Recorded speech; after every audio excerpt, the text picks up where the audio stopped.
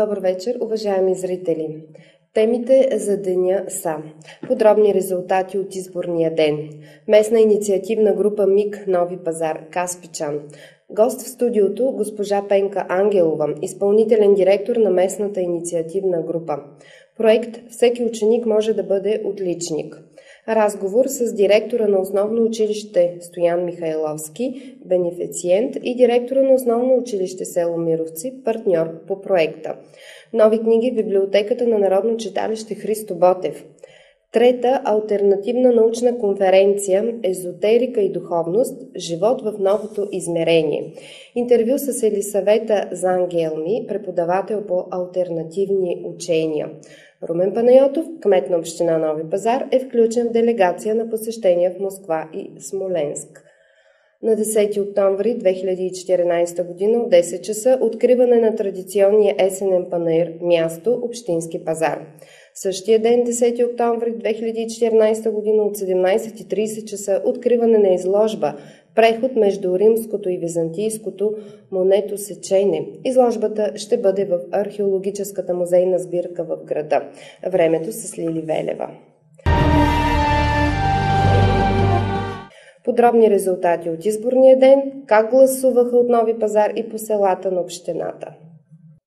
На диаграмата е показано за град Нови пазар гласували са за политическа партия ГЕРБ 1142, БСП 862, ДПС 812, АБВ 351. Резултатите за селата на община Нови пазар са следните: ДПС 1157 гласа, ГЕРБ 318, БСП 236, АБВ 75. Основната местна инициативна група е юридическо лице с нестопанска цел. МИК осъществява обществено полезна дейност и се регистрира по реда на Закона за юридическите лица с нестопанска цел. МИК представлява публично-частно партньорство с участието на общините, обхванати от проектната територия Нови пазар и Каспичан. Здравейте, уважаеми зрители!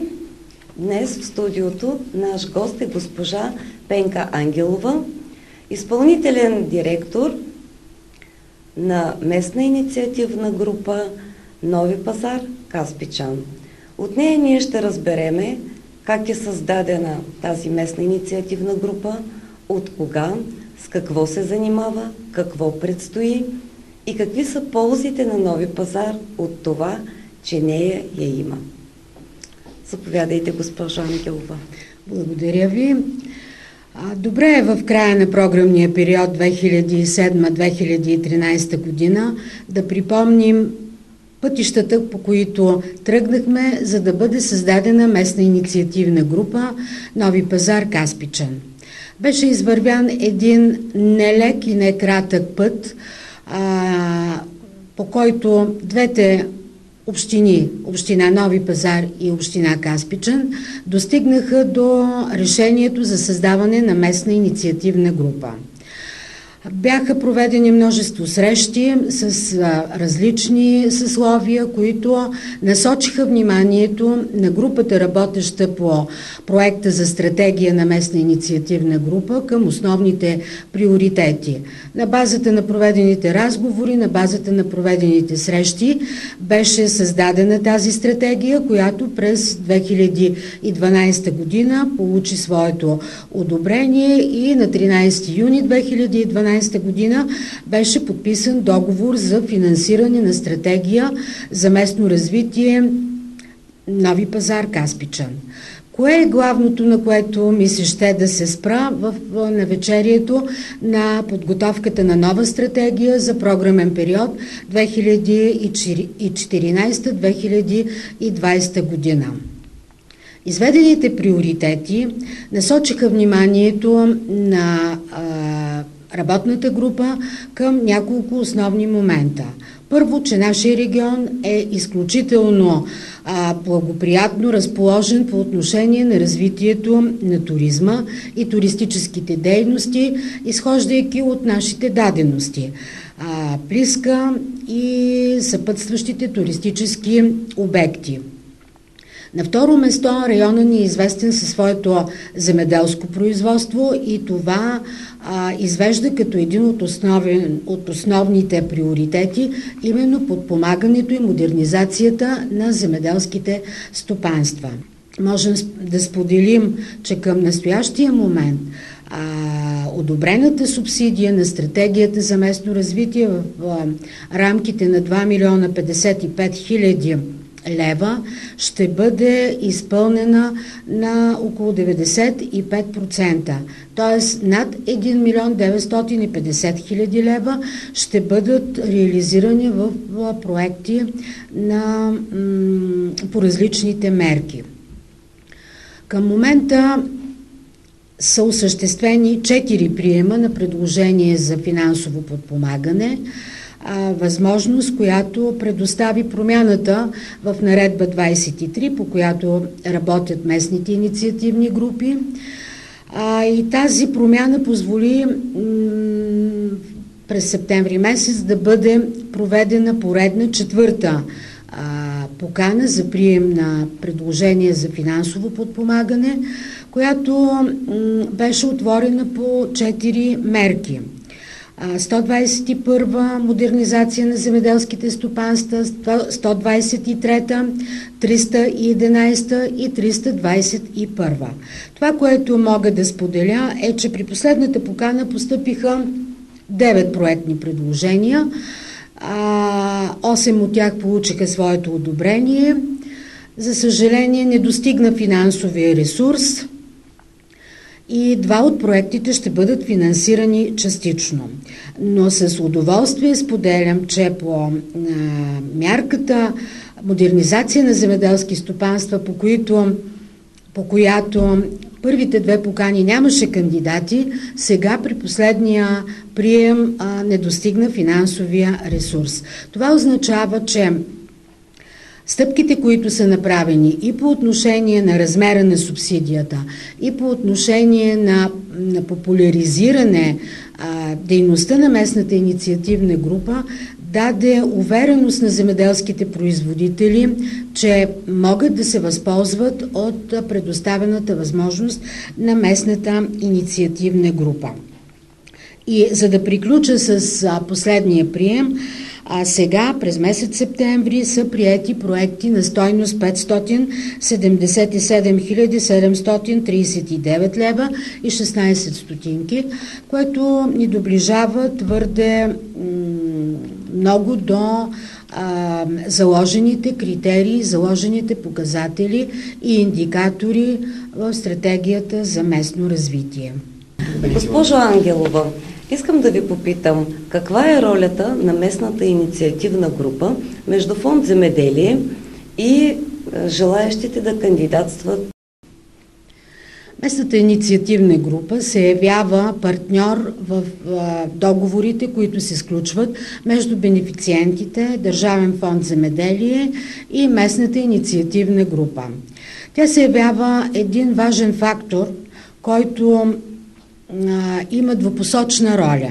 Първо към бенефициентите, желаещи да кандидатстват с проекти по отношение на подаването на достатъчна, точна и компетентна информация за допустимостите като дейности и като бенефициенти, за разходите, които могат да се направят, за дейностите, които могат да бъдат извършени, и всичко това, което е свързано с подготовката на проектните предложения. Вие споменахте, че ще се изготвя нова стратегия. С какво гражданите на Нови пазар и жителите на общината биха били полезни при изготвянето на тази стратегия?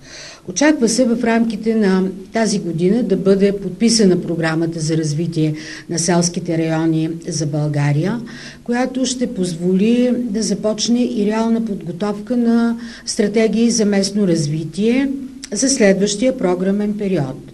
Тук искам да се спра на новите моменти, които предстоят пред нас, пред местната общност. Първо, развитието на подхода лидер ще намери усъвършенстване в няколко посоки. Ще има така нареченото многосекторно финансиране, т.е.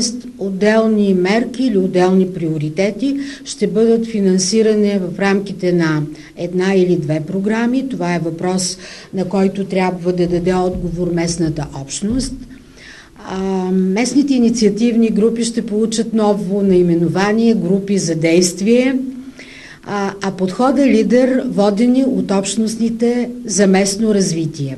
Тоест, ако изключим тези наглед несъществени промени и се спрем на същността на новия програмен период, би следвало да отбележим, че е важна намесата на местната общност, на местната инициатива, която отново да помогне да бъдат изведени приоритетите за развитие през следващия програмен период.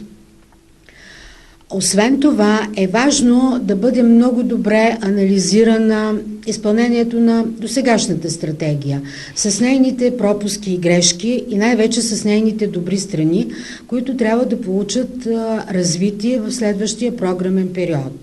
А то е възможност както на по-дребните земеделски производители, както на по-дребните бенефициенти, така и на хората и формациите, в това число общини, неправителствени организации, читалища, спортни клубове, да получат финансиране с по-голяма субсидия, която ще позволи по-осезаемо да се променят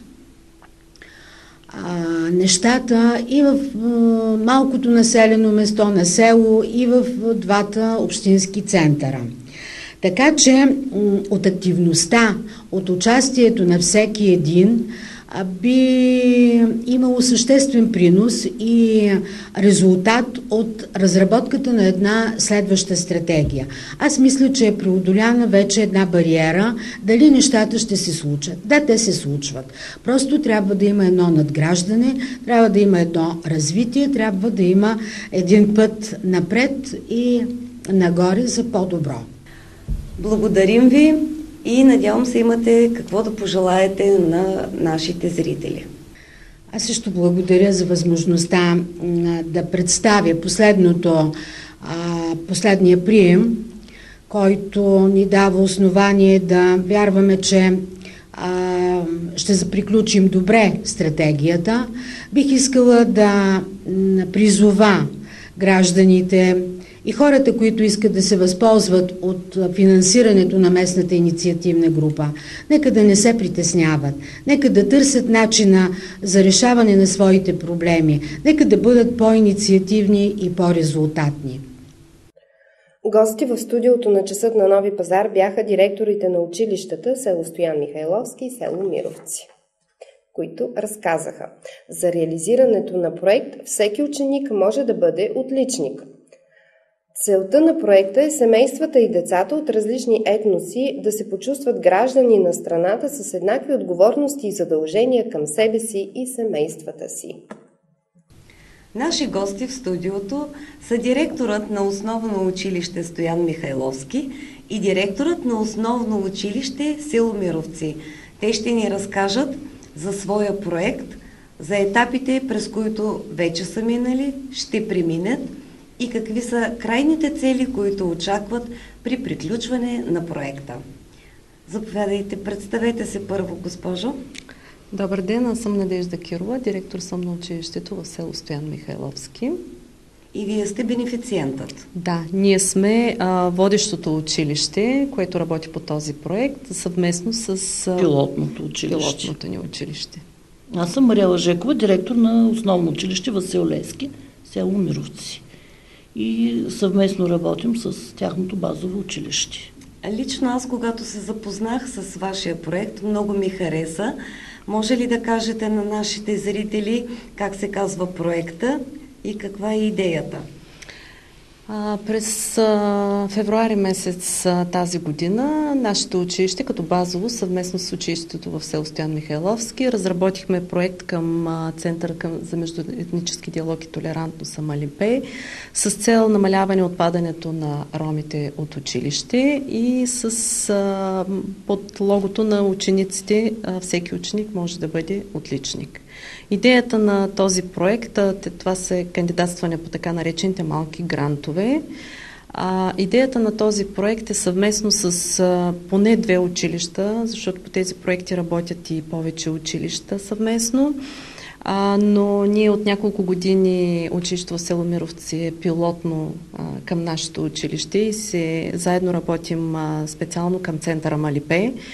Този проект Малки грантове, идеята е всъщност да приобщи цялото семейство на ромите специално към учебния процес. И затова проекта, който е разработен от училищата ни, една от идеите и началото, първият етап, който е на дейността, това е тренинга с родители. Тренинга с родителите беше през месец май, с 3 основни теми, които включват ролята на семейството за приобщаване и активизиране на ромските деца в образователния процес, определено ролята на семейството. Не случайно този тренинг беше на 14 май, ден преди празника на семейството. А родителите участваха? Родителите съвместно, значи родителите от село Мировци дойдоха в нашето училище, ние бяхме домакин, лекторите бяха от нашето училище, колеги, които са обучени по проект квалификация на педагогическите специалисти за работа в мултикултурна среда.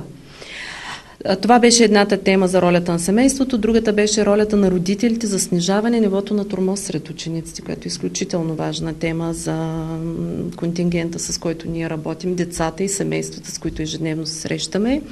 И третата тема е изключително важна и би казала така доста нова за нашите родители. Информационната грамотност на родителите за приобщаваща и модерно образователна среда. Идеята е всеки родител да стане съпричастен още повече към образователния процес, определено на детето си, и да помогне в нашето училище и в училището в село Мировци да бъде по-съпричастен към дейността, към това, което се случва на детето му през целия ден.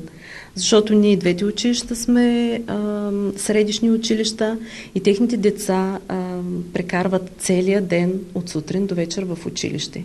Е важно те да знаят какво се случва там, какво става. Ваше наблюдение получава ли се при родителите? Получава се. Активността беше изключително голяма. Изключително. Просто в 3 зали по 3 теми родителите едва се побраха.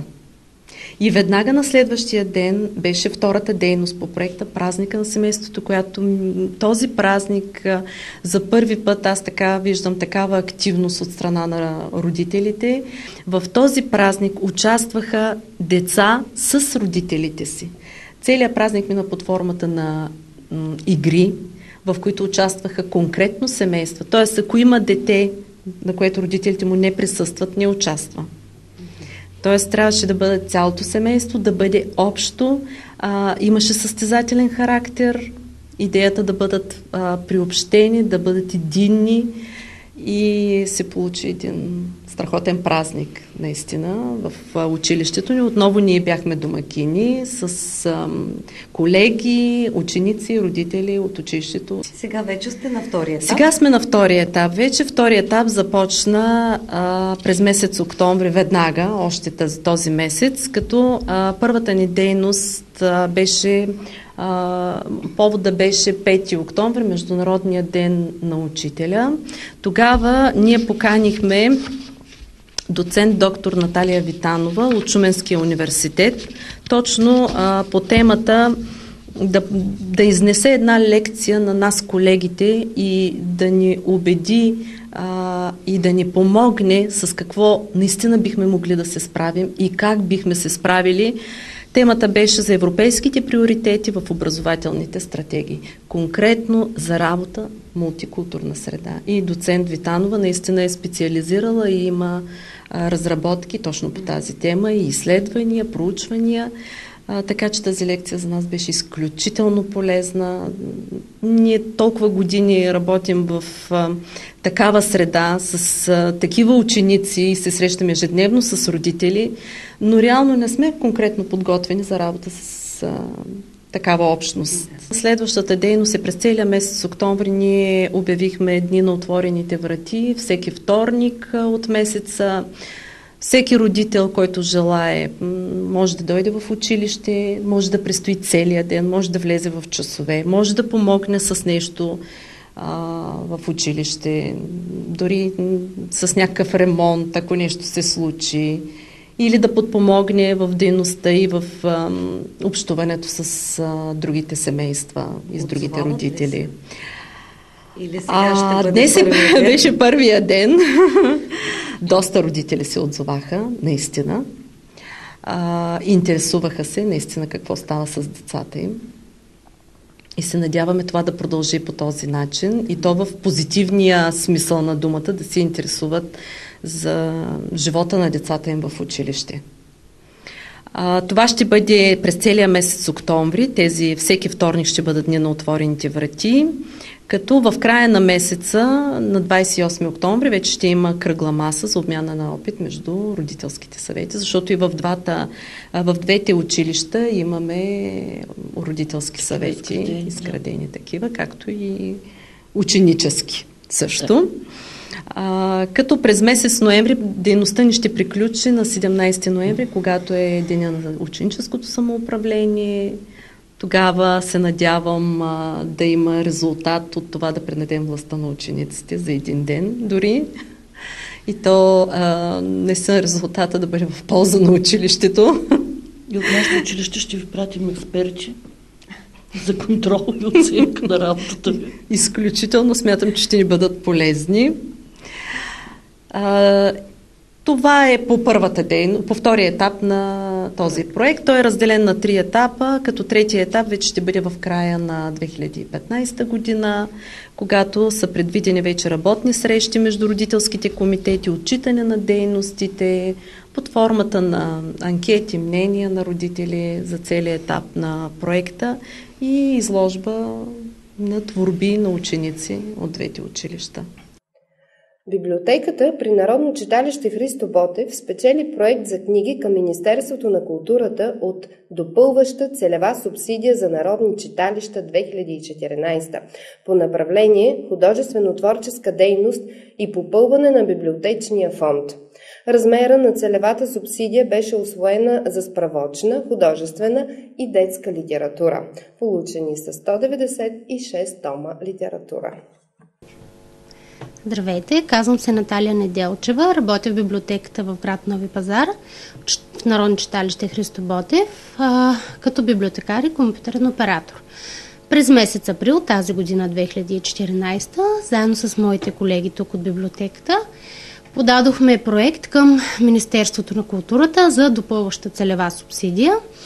Последствие ние спечелихме този проект, с който успяхме да го реализираме, макар и късно. И успяхме да спечелим 196 книжки, от които тепърва предстои да бъдат обработени, за да може нашите читатели да се възползват от новата литература, както справочна, така и детска и художествена литература. Общо взето, литературата, която беше закупена от библиотеката, е по желание на нашите читатели и за нуждите на всички читатели, и както от голямата заемна библиотека, така и от детски отдел. Ето и някои от по-добрите заглавия като автори. Николай Райнов от Детския свят, Стефан Цанев от Българските хроники, Димитър Шумналиев Храмът на осмицата, две от много добрите енциклопедии Варна и Варненска област, както и Шуменска област. Още един много добър фотопътеводител на българските водопади в България на Иво Николов. А от чуждата литература можем да ви предложим едни от най-търсените при нас автори, като Сидни Шелдън, Патриша Корнуел, Нора Робъртс, Джордж Мартин. Може би много от вас, по-младото поколение, чака тази книга Игра на тронове, песен за огън и лед. Трилогията е при нас. Хорхе Букай, Марио Пузо. Трета алтернативна научна конференция ще се проведе на 11 и 12 октомври в регионална библиотека Стилиян Челенгиров, град Шумен. За конференцията подробно ще ни разкаже госпожа Елисавета Зангелми, преподавател по алтернативни учения. Днес имаме много интересен гост.